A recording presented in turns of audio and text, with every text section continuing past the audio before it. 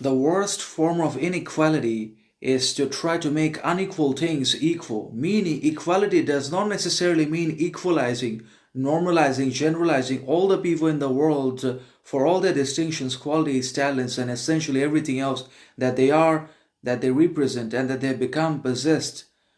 after so many decades of hard work, dedication, discipline, desire, and ambition. Equality also does not mean generalizing each and everyone's talents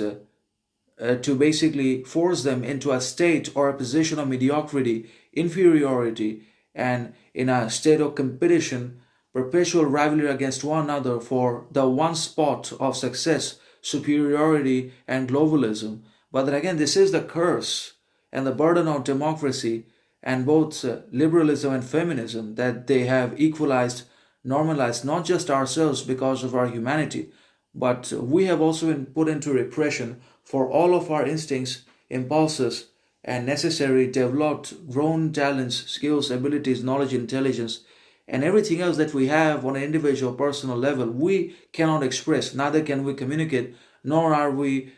allowed to express to the society because of repression, because of the principles of equality imposed upon us by arbitrary governments, malicious authorities, and peoples. But when we are not able to express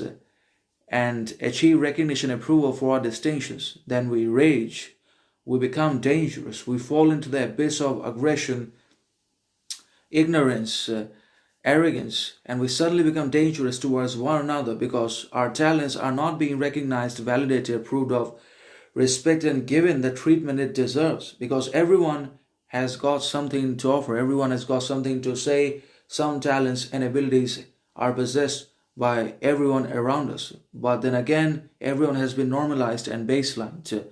And even if they now express their thought, ability, talent, they are not going to be treated that way. They are not going to be provided with the distinction and respect and honor and sovereignty that they themselves, as well as their talent, ability, faculty, deserves for what it is. So this is the fundamental critical problem of democracy and open-minded thinking, in which we are not recognized for our potential, talent, and who we are as a whole, but we're all normalized in education system and forced to compete for marks and wage unnecessary rivalries against one another for few jobs, limited success, wealth, possession. But ultimately we are hollow, we're depressed, despaired,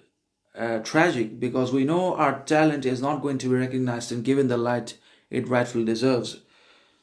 So obviously